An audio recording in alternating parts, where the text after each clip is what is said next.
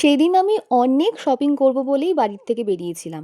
Esplanade, V mart, smart বাজার সব ঘুরেও আমার কিচ্ছু পছন্দ হলো না এবার।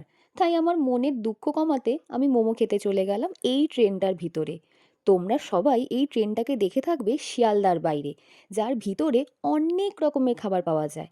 আর এই রকমই একটা ট্রেনের বগিতে রয়েছে ওয়াও মোমোর ডাইনিং কাউন্টার।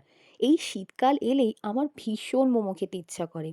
তাই আমি আর বেশি দেরি না করে ভিতরে ঢুকে পড়লাম। তোমরাও চলো আমার সাথে। ভিতরটা কিরকম দেখতে হয় দেখবে। বগির ভিতরে ঢুকে আমি তো পুরো স্টান্ট হয়ে গিয়েছিলাম। বোঝার কোনো উপায়ই ছিল না যে এটা একসময় ট্রেন ছিল। কি সুন্দর করে পুরো জায়গাটা মডিফাই করেছে। অল্প সিটিং এরিয়া দিয়ে জায়গাটা ভীষণ কোজি কোজি ফিল হচ্ছিল। আমরা অর্ডার করেছিলাম 107-এ এতগুলো steam momo. That's the secret. 107 rupees only. তোমরা বিশ্বাস করবে না জানি, বাট একটু অনলাইন ট্রিক্স অ্যাপ্লাই করে আমরা এতগুলো মোমো বসে খেয়ে এলাম। শীতকালে রাস্তায় ঘুরতে বেরোলেই এখন কিন্তু মোমো সবার চাইই চাই। আর আমি বিশেষতই ওয়াও মোমোর বিশাল বড় ভক্ত। আমাদের দুজনেরই মোমোগুলো খেতে ভীষণ ভালো লেগেছে। মোমোটা খুবই ভালো খেতে, কিন্তু সসটা খুবই স্পাইসি। আমরা আরও অনেক কিছু অর্ডার করেছি, কিন্তু এখানে আর খেতে পারবো না।